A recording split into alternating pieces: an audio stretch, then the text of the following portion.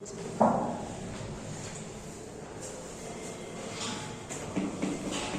Lattice theorem मैंने पढ़ाई थी।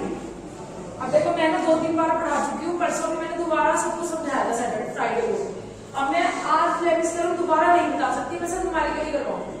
आपको मैं नाम बता देती हूँ कौन से बच्चे मेरी पहली क्लास में थे, लास्ट क्लास में फ्राइडे 4-5 बच्चे मेरे क्लास में तुम थे।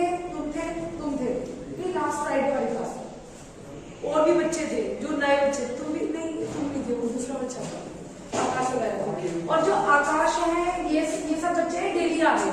ठीक है, आप लैटिस थ्योरम का क्वेश्चन समझ लो, इजी है। जैसे मैं तुम्हारे को समझा रही हूँ वैसे समझ लो। आज जाके मैं वीडियो किसी के पास तुम लोगों को अनलिमिटेड डेटा तो नहीं है, अनलिमिटेड डेटा तो क्या। चलिए लिखिए, बड़ा क्वेश्चन लिखिए 100 न्यूटन देखो बच्चों 100 न्यूटन के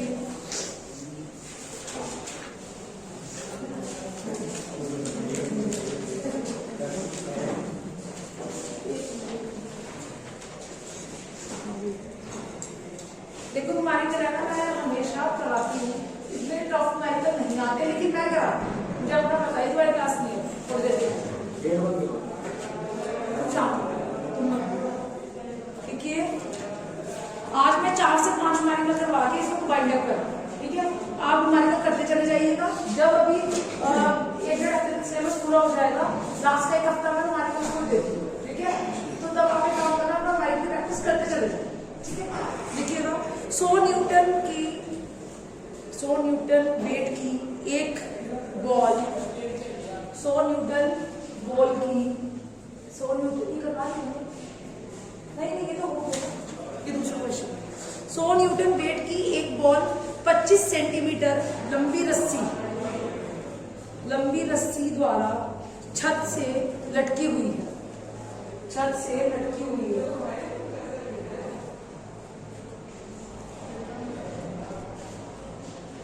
हॉरिजॉन्टल फोर्स निकालिए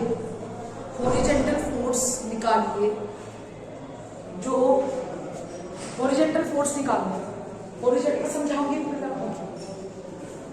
हॉरिजॉन्टल फोर्स निकालिए जो बॉल को, हॉरिजॉन्टल फोर्स क्षैतिज बल,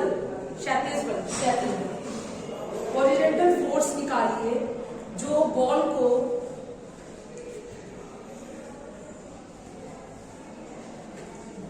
इस स्थिति से या इस कंडीशन में, इस स्थिति से 7 सेंटीमीटर की 7 सेंटीमीटर की हॉरिजॉन्टल डिस्टेंस पर संतुलित कर सके, बैलेंस कर सके और डोरी में तनाव बल भी ज्ञात करें।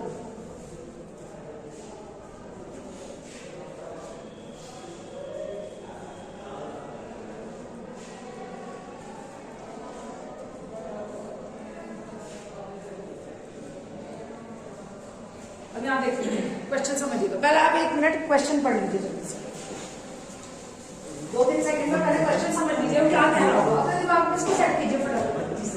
मेरे से ना बोलो क्या कर रहे हो, मैं आपको अपने आप पढ़ने के लिए कह रही हूँ, तो मुझे क्यों पढ़ के बता रहे हो। मैंने तुम्हें बोला कि आप इसको पढ़ के दिमाग में एग्जीक्यूट कर लीजिए, हंसने की बात नहीं हो रही है। तुम जब पहली बार क्लास में आए हो, ठीक है,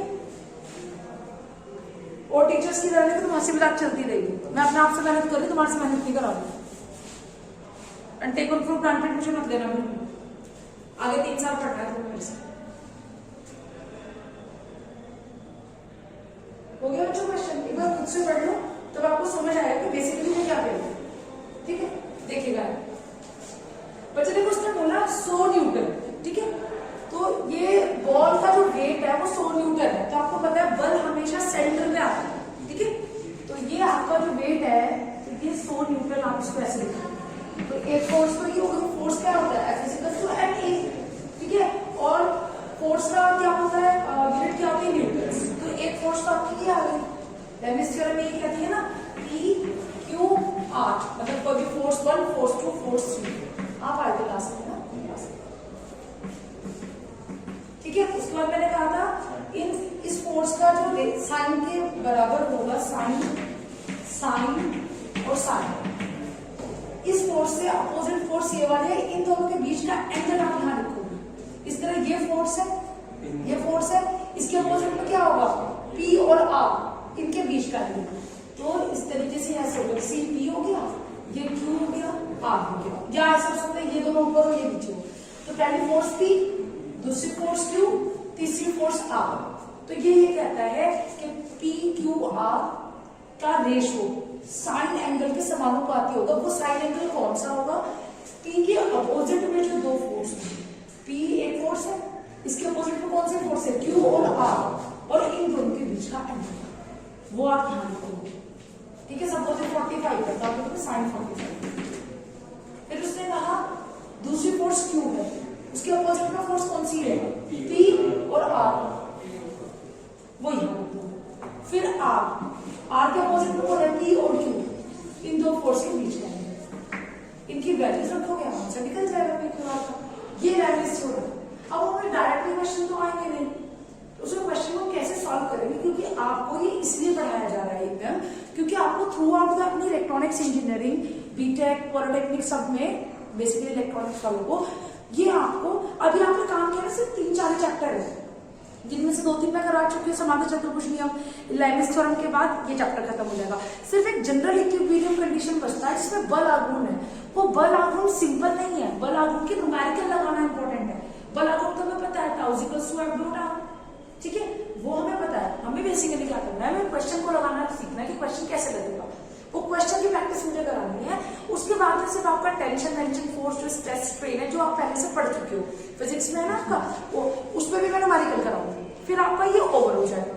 फिर आपका क्या बचता है, जो आप वेल्डिंग शॉप में पढ़ रहे हो कि वेल्डिंग कैसे करते हैं, जो हम टाका लगाते हैं, सोल्डरिंग करते हो, कितने टाइप्स की होती है, वो सिर्फ 2 घंटे का, मतलब अगर 1-1 घंटे करके 2 दिन पढ़ाऊंगी तो खाली थ्योरी है। तो समझने वाला काम बस आपका भी, जो मैं समझा रही हूँ न्यूमेरिकल वाला पोर्शन। इसीलिए EMM सबसे इजी है, इसमें कोई फेल भी नहीं होता। कोई बहुत ही जीरो होगा वो फेल होगा। अब ये नहीं पता न्यूमेरिकल आएंगे या नहीं आएंगे, ये ऐसा हमेशा होता है। आज स्ट्रेंथ ज्यादा है, इसलिए मैं दोबारा लास्ट टाइम डिक्टेट कर दूँ उसको, ठीक है। तो आपको कराना मेरा काम है, ताकि आपका पॉइंट ऑफ व्यू क्लियर हो जाए कि मैथ्स में क्वेश्चन कैसे लगाए जाते हैं। मैथ्स तभी तो स्ट्रॉन्ग होगा। EMM में मैथ्स दिया हुआ है तो किसी वजह से दिया है ना न्यूमेरिकल्स। वरना तो खाली समांतर चतुर्भुज आपको पता है, वहां समांतर चतुर्भुज थोड़ा ना आएगा, खाली आघूर्ण थोड़ा ना आएगा।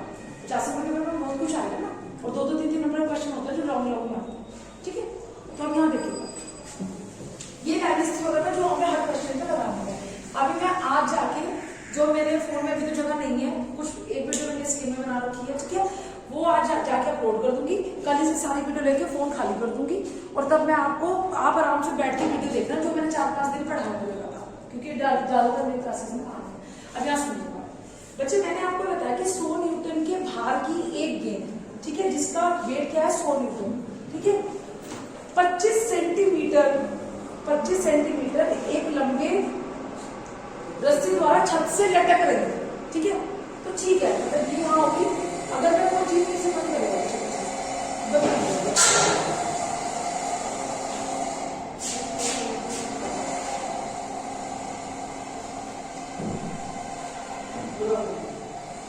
तो अगर कोई चीज लटक रही है ऐसे, वो कह रहा है ऐसे लटक रही है, ठीक है, तो आपका 25 सेंटीमीटर से लटक रही है। अब उसने क्या कहा है, अभी मैं इसको इस तरीके, वैसे अगर आप बनाओगे ना, वैसे बनाओगे, तो मान लीजिए कोई छत है और ये 25 सेंटीमीटर है, ऐसे तो लगाओगे, ठीक है, 25 सेंटीमीटर।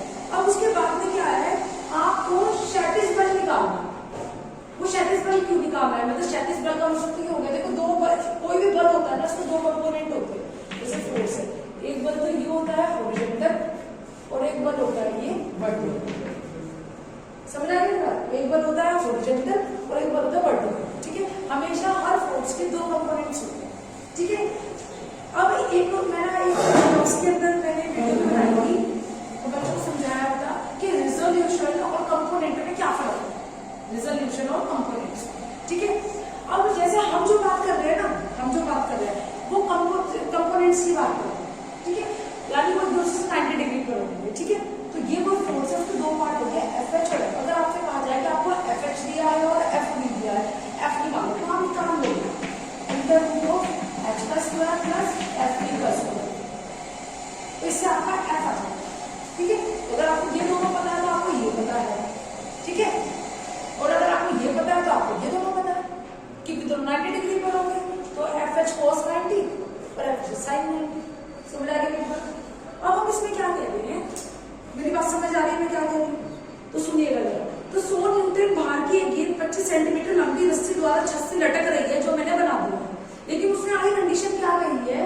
अगर वो आगे कंडीशन आप देता तो कोई दिक्कत नहीं, लेकिन उसने कंडीशन क्या दी है, इसका हॉरिजॉन्टल फोर्स निकालना है। मतलब वैसे यहाँ पे कहीं होगा हॉरिजॉन्टल फोर्स, या इस डायरेक्शन में होगा या इस डायरेक्शन में होगा, किसी भी डायरेक्शन में हो सकता है, ठीक है। हॉरिजॉन्टल फोर्स निकालना है जो गेंद को इस स्थिति से 7 सेंटीमीटर की क्षैतिज दूरी पर संतुलित कर सके। मतलब आपको ज्यादा भी इस तरफ मांगो चाहे इस तरफ मांगो, ये कह रहा है कि आपको इस डोरी को खींचते हुए, इस डोरी को आप, यानी ये वैल्यू आपकी जो 25 सेंटीमीटर है वो आपने कुछ इस तरीके से कर रखी है,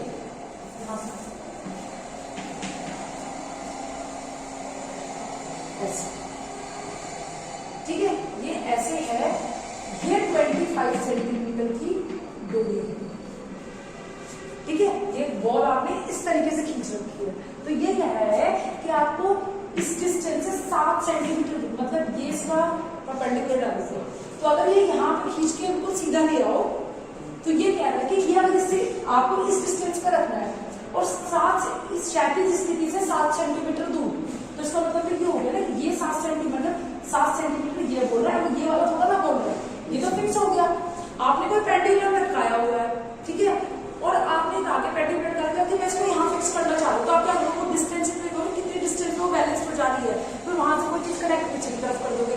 सपोज आपको कोई चीज लटकी हुई है, आप उसको टेढ़ी करना चाह रहे हो, तो उसको फोर्स करने के लिए कि वो, क्योंकि बंधी हुई चीज तो फिक्स हो गई, तो 7 सेंटीमीटर कितना हो सकेगा, उस स्थिति से 7 सेंटीमीटर दूर वो क्षैतिज बल निकालना है। तो क्षैतिज बल कैसे निकलेगा, क्षैतिज तो यही होता है ना, बैठा हुआ, लेटा हुआ क्षैतिज होता है, ऐसे वाला जो होता है वो वर्टिकल होता है, ठीक है। अगर परपेंडिकुलर है तो क्या है, वो वर्टिकल है, और ये हॉरिजॉन्टल है। तो हमें हॉरिजॉन्टल निकालना है, ये वाली डिस्टेंस क्या हो जाएगी, 7 से, समझ आ गया। तो सिर्फ वो ये कहते हैं कितना बल लगाना पड़ेगा क्षैतिज बल से, क्षैतिज बल की वह क्षैतिज बल निकालो जो गेंद को इस स्थिति से 7 सेंटीमीटर की क्षैतिज दूरी पर संतुलित कर सके। समझ आ गया, मतलब इससे ये यहाँ अगर आप लेके जाते हैं तो 7 सेंटीमीटर पे इसे संतुलित कर सके, ठीक है। तो डोरी में तनाव बल भी ज्ञात करो। समझ आ गया। अब एक बात तो आपको ये बात समझ आ रही है कि अगर कोई चीज ऐसे है, मतलब ऐसे खड़ी है, ठीक है, ऐसे, ठीक है, और आपको सपोज ये वाली चीज क्यों ऐसे आ रही है, ये वाली चीज है, ठीक है, अगर मैंने इसको यहाँ पे ऐसे कर दिया तो जो लेंथ होगी उसमें कुछ डिफरेंस तो आएगा कि नहीं आएगा। तो अगर ये वाली, यानी यहाँ पे 25 सेंटीमीटर ज्यादा है, ये 25 सेंटीमीटर, अगर मैं इसको इधर यहाँ की बात करती हूँ तो वो कुछ 1 सेंटीमीटर कम भी होगी। समझ आएगा मेरी बात। तो इसको मैं मान ले रही हूँ 24 सेंटीमीटर। अगर आप किसी चीज को सीधा नाप रहे हो और एक बार उसको तिरछा नाप रहे हो तो कुछ तो चेंज आएगा ना, आएगा नहीं आएगा, आप क्या करके देख लो उस चीज को, आएगा ना बच्चे, ठीक है। तो इतनी ये वाली चीज आप इस डायग्राम में बनाओ। समझ आ रही मेरी बात, यानी इस बॉल को आप अगर इसे छोड़ोगे तो ये वैसे नहीं, ठीक है, समझ आ रही मेरी बात। चलिए टोटल में 25 सेंटीमीटर होगा यहाँ पर, लेकिन जब ये इधर जाएगा तो इधर आपकी थोड़ा सा कम हो जाएगा। तो ये पोजीशन यहाँ की बजाय अगर ये पोजीशन टोटल 25 इतना है तो ये जब तिरछा करोगे 25 यही पहुंच जाएगा, कम हो जाएगी ना, ठीक है। इसको जरा नोट करो। इसमें क्वेश्चन निकालने में इतनी प्रॉब्लम नहीं है जितना इसको समझना ही इम्पोर्टेंट है। निकाल कर होगा 2 मिनट में इसको।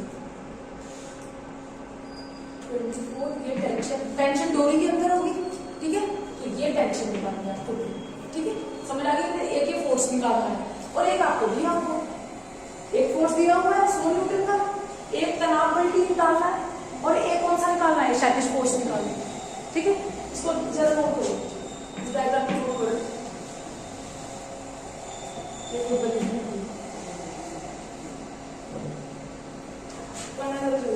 ताकि मैं इसको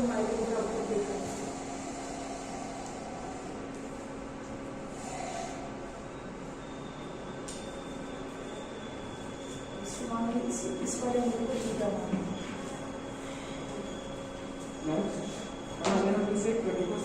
बच्चे इसको हटा के बोलो समझ। अगर हम 24 सेंटीमीटर पर लैग नहीं करते, हाँ जी, और इससे हम नहीं मेरी बात सुनो, I am not adding to this. पहले मेरी बात सुनना, ये टोटल यहाँ पर 25 है,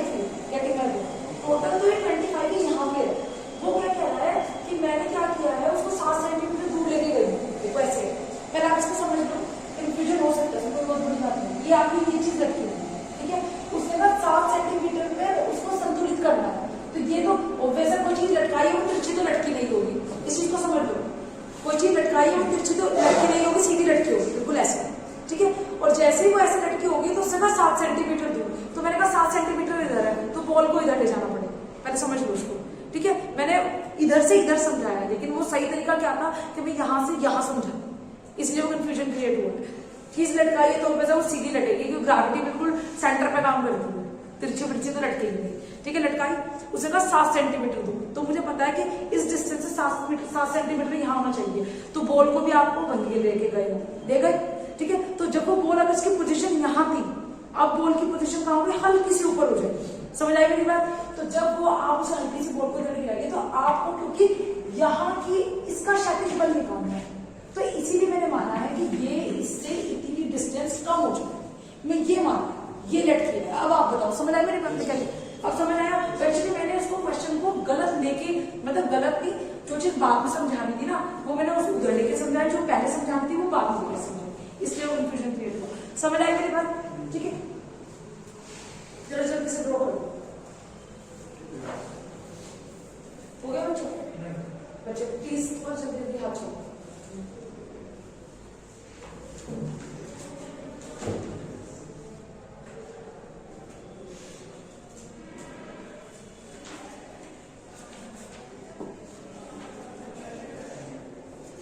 मैं काम कर रही थी, फिर यूनिटी के जितने क्वेश्चन आए हुए वो मैं आपको करवाऊंगी, 13 ठीक है। बोलो बच्चों आप, चलिए बच्चे लिखिएगा जरा।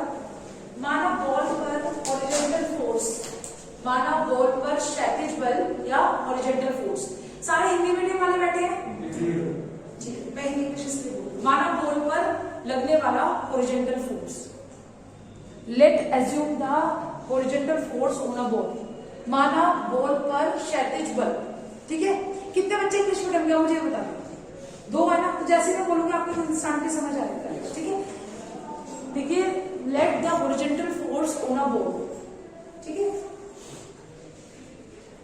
तो डायग्राम में लिखिएगा फोर्स इक्वल टू, हमने क्या मान लिया यहाँ पे कौन सा फोर्स दिखाया, P दिखाया, ठीक है। हॉरिजॉन्टल फोर्स हमने P लिखा, ठीक है, इज इक्वल टू P लिखेंगे। हॉरिजॉन्टल फोर्स F H लिखेंगे, H आपका सफिक्स है, हॉरिजॉन्टल क्षैतिज बल, आप ऐसे लिख सकते हो क्षैतिज बल, क्षैतिज बल, ठीक है। इसको मैंने माना है P, जो मैंने लिखा, ठीक है। उसके बाद लिखिएगा अकॉर्डिंग, ऐसे लिखिए फ्रॉम द फिगर, चित्र से ट्रायंगल ABC, चित्र से इन ट्रायंगल ABC, एंगल कौन सा, ABC, देखिए आपका चित्र कौन सा है, A, B और C, ये तो परपेंडिकुलर हो गया, ये तो 90 डिग्री हो गया, राइट। ये वाला एंगल मुझे पता नहीं है तो मैं इसको थीटा मान लिया। एंगल के सामने वाला क्या होता है, परपेंडिकुलर, ये बात याद रखनी है, एंगल के सामने वाला होता है परपेंडिकुलर, ठीक है। और ये वाला क्या हो जाएगा, बेस, दो बेस की बात हो गई, इसके साथ में परपेंडिकुलर के साथ बेस ही होता है, ये तो बेस हो नहीं सकता, ये होगा हाइपोटेनस, हो गया पूरा।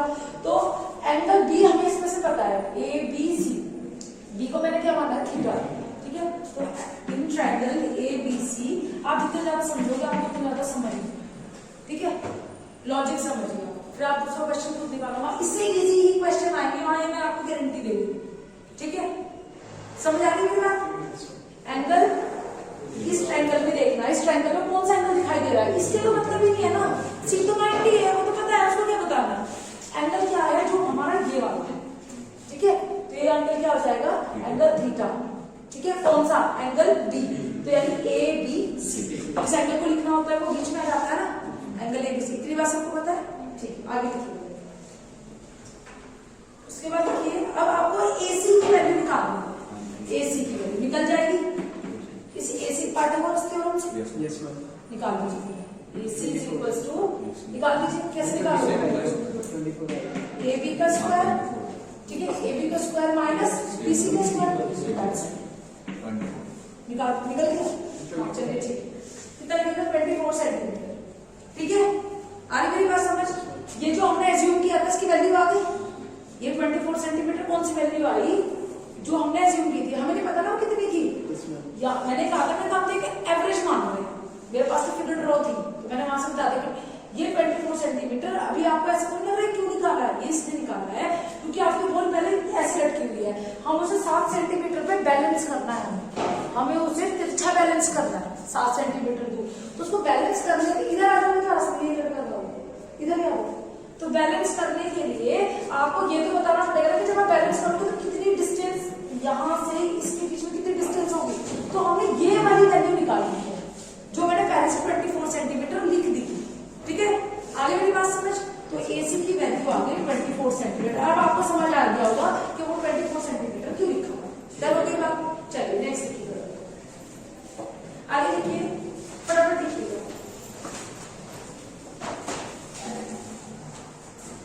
अभी पहले इंग्लिश वाले लिख लीजिए जल्दी से, उसको हम हिंदी वाला बताऊंगी।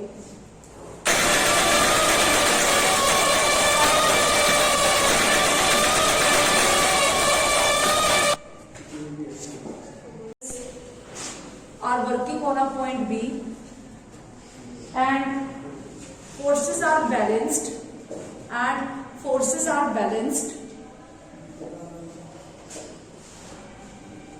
the Lami's theorem can be applied. The Lami's theorem can be applied. ठीक है, हिंदी मीडियम वाले लिखिए। देखो बच्चों, एक तो P बल लगा है, हर्ष, आकाश, एक तो P बल लगा है, एक 100 न्यूटन बल लगा है और एक T बल लगा है। तो एक तरीके से यही तो हो गया, यही तो हो गया। और तीनों जो 3 बल लगे हैं वो बैलेंस्ड है। ठीक है, वो 3 बल बैलेंस्ड है, तभी तो बस वो जो ऑब्जेक्ट है वो बैलेंस्ड है। ठीक है, देखिए आगे। सो हिंदी वाली, इसलिए पॉइंट बी पर लैमिस थ्योरम यूज की जा सकती है।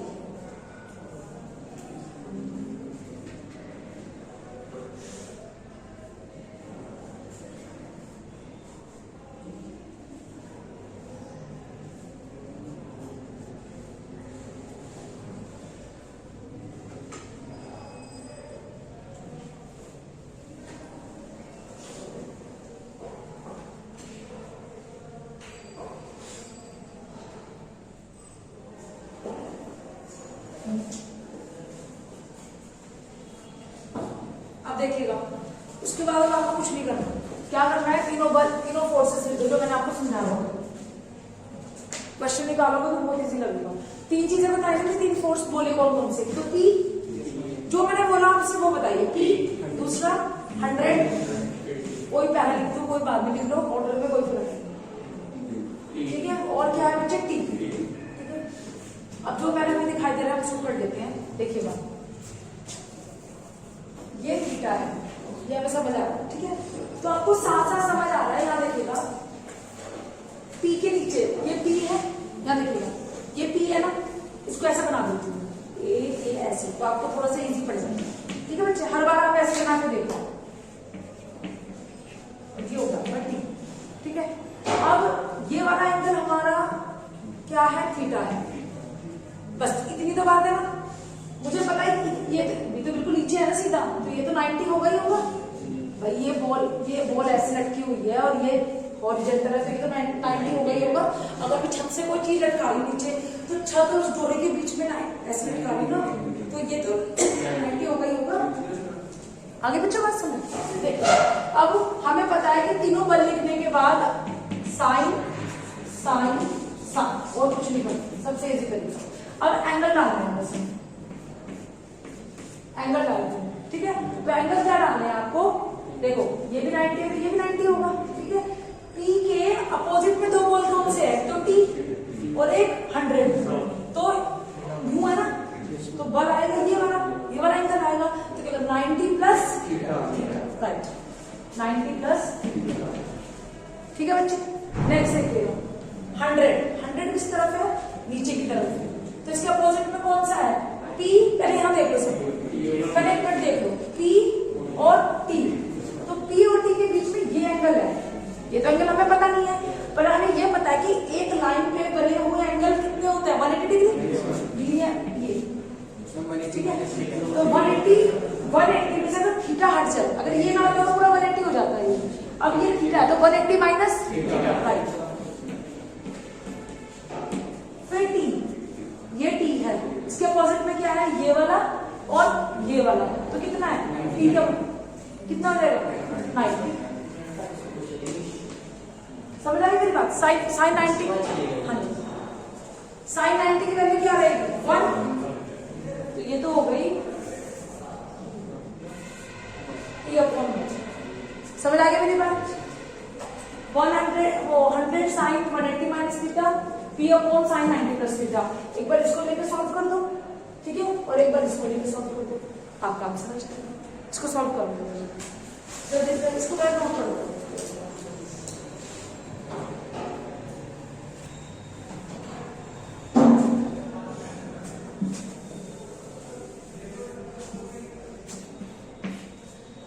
पे वैल्यू चेंज होती है और 270 पे चेंज होती है, ठीक है।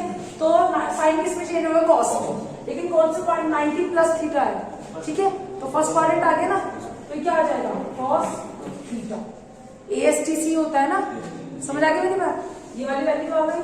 फिर 100 अपॉन साइन 180 माइनस थीटा, तो ये भी सेकंड क्वाड्रेंट नहीं है, लेकिन ये चेंज नहीं होगा, तो क्या आ जाएगा? ये साइन थीटा। ये तो वैल्यू रहेगी, हाँ या ना बच्चे? ये है ना ASTC, इन दोनों पे वैल्यू चेंज होती है और इन दोनों पे वैल्यू चेंज नहीं होती है, 0 और 180 पे, ठीक है। तो साइन 180 भी रहेगा, ठीक है। तो साइन ही रहेगा और क्या हो जाएगा? साइन थीटा ही रह जाएगा। लेकिन कौन से क्वाड्रेंट में? 180 माइनस थीटा इधर थोड़ा ना आएगा, 180 से कम है। कौन से क्वाड्रेंट में आएगा? Second quadrant. तो क्या हो जाएगा? साइन थीटा ही रहेगा। All positive, sine positive, tan positive, cos positive, that's it.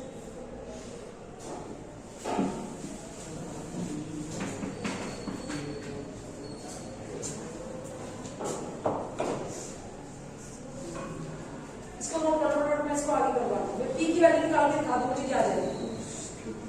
क्या वैल्यू? उसमें क्या वैल्यू आएगी पी की?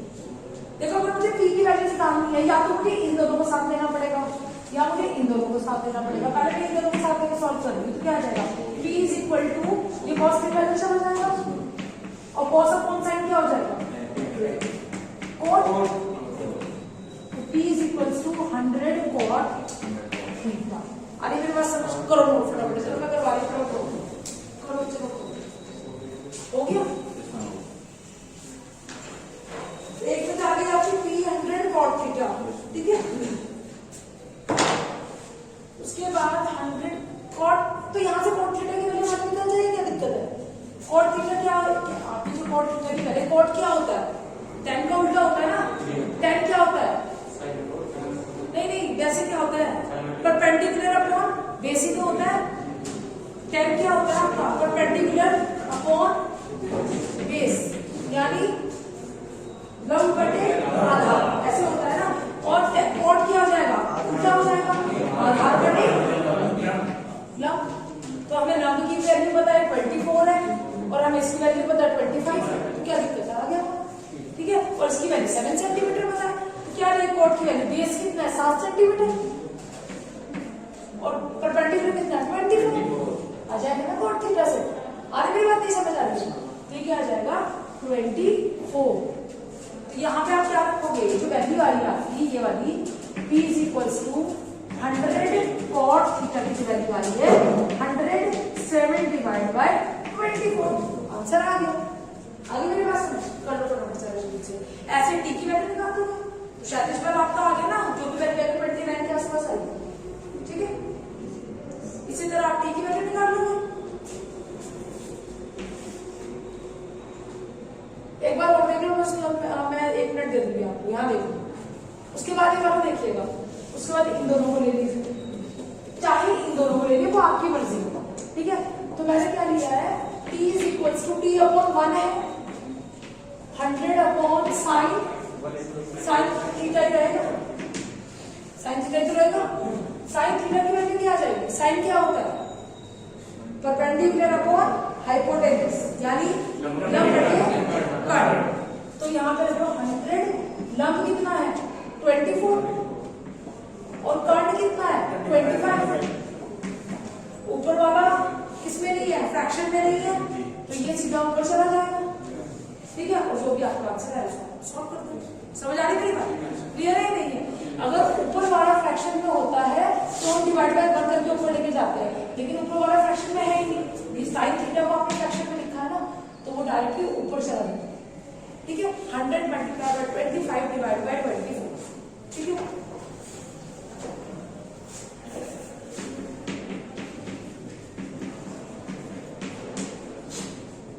इसकी वैल्यू 104 के आसपास है।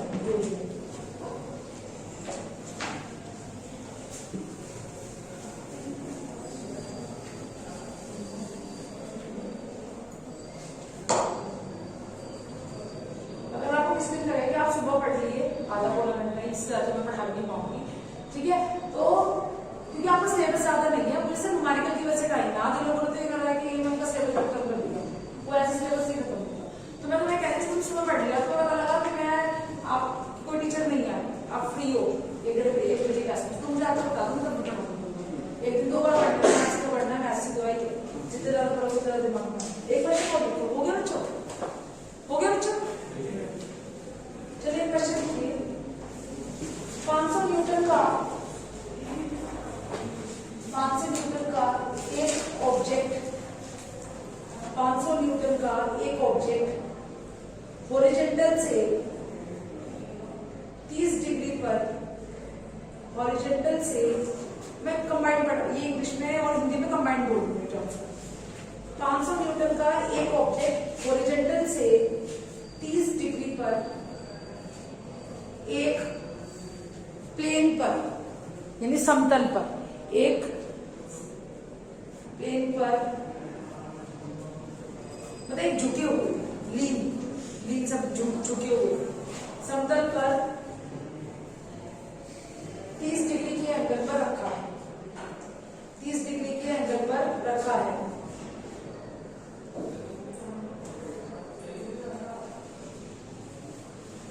नीचे स्लिप होने से रोकने के लिए, नीचे फिसलने से रोकने के लिए, नीचे फिसलने से, अभी नहीं पता नहीं, फिसलने से रोकने के लिए, स्लिप होने से रोकने के लिए, ठीक है, या फिसलने से रोकने के लिए ऑब्जेक्ट को एक डोरी, स्ट्रिंग या कोड, एक डोरी से समतल के साथ, प्लेन से 30 डिग्री के एंगल पर खींचकर रखा जाता है, एंगल पर रखा जाता है। डोरी में तनाव, टेंशन इन कोड, डोरी में तनाव और प्लेन पर लगने वाली रिएक्शन, प्रतिक्रिया ज्ञात करो।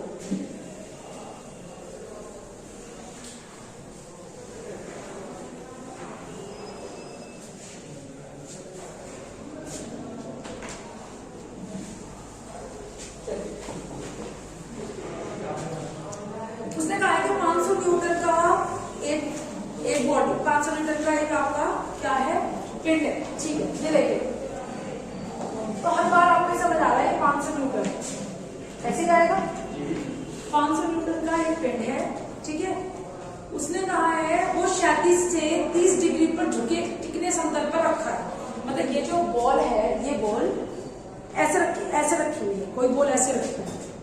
अब उसने कहा है कि ये जो बॉल रखी है ये ऐसे नहीं रखी है, क्षैतिज से 30 डिग्री का कोण, तो 30 डिग्री का कोण कैसे आएगा, ऐसे, तो ऐसे खड़ी हो जाएगी ना बॉल। इसके बाद अभी जब इनका खत्म हो जाएगा, अभी टाइम ऐसे मैं नहीं बता सकती।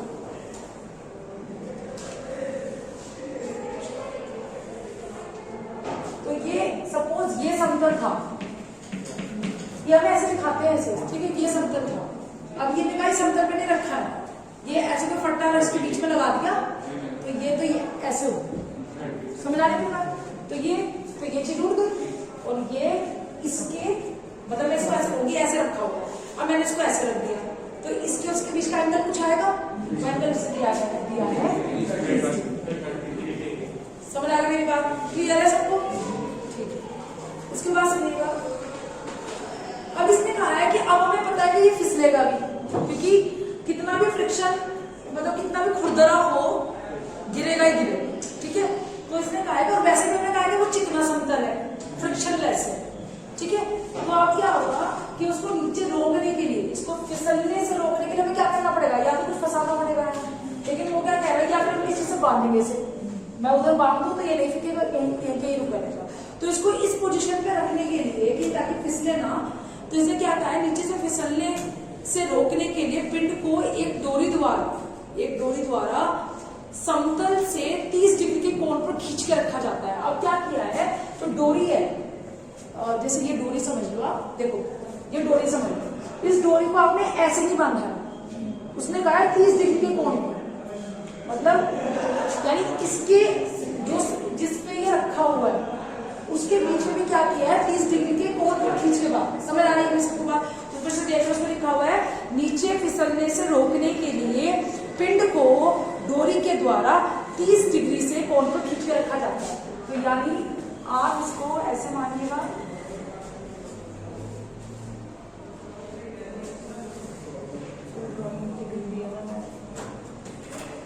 ठीक है। तो माना कि ये ऐसी चीज थी, ठीक है, तो मैंने क्या किया, इसको इससे 30 डिग्री थोड़ा ही कम हो गया, 30 डिग्री को बहुत 40, देखिए ये 90 है, ये 45 है, तो 30 इधर ही बनी होती है, ठीक है। इसलिए 30 डिग्री मैंने क्या कहा, ये 30 डिग्री आ गया।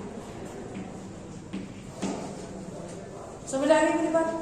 अब उसने क्या कहा है, 30 डिग्री के कोण पर खींच कर रखा जाता है। जब ये खींच के रखा जाएगा तो यानी जब किसी चीज को खींचेंगे तो तनाव बल होगा, तो ये टेंशन फोर्स, डोरी का तनाव।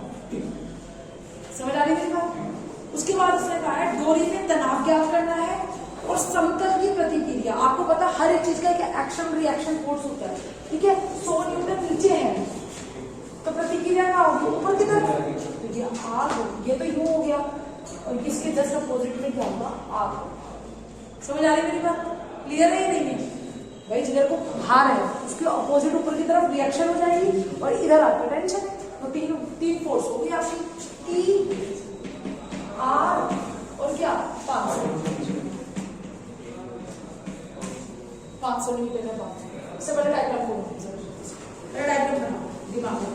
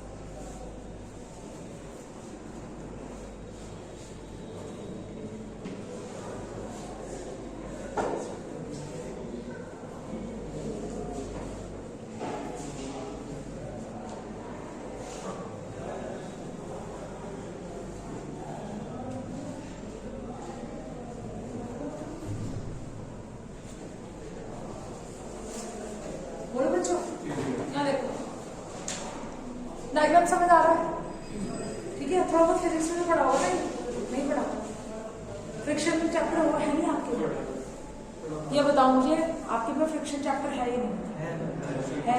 मैंने क्या करा है, चैप्टर हो गया, चैप्टर पढ़ चुके या नहीं पढ़ चुके?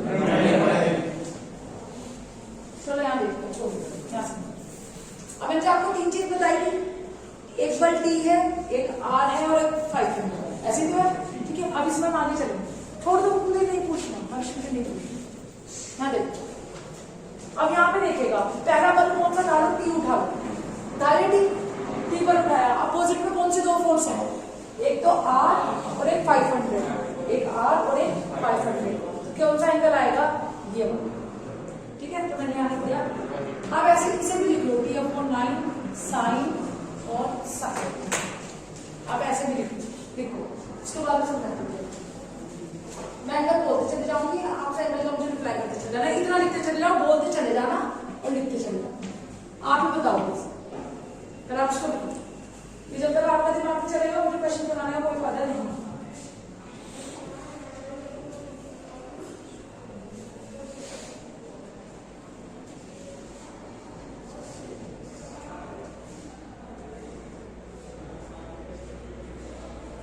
अब आपको पता है कि वन डिफरेंस, एकांतर कोण पता है हिंदी में, एकांतर कोण एक का अंतर पहला है, फिर तीसरा होगा, तीसरा है, फिर पांचवा, इससे आप वन डिफरेंस एंगल बोलते हैं। ठीक है, पहला वन पे है, सपोज इसको ऐसे समझिए, अगर ये है तो ये वाला नहीं ये वाला होगा।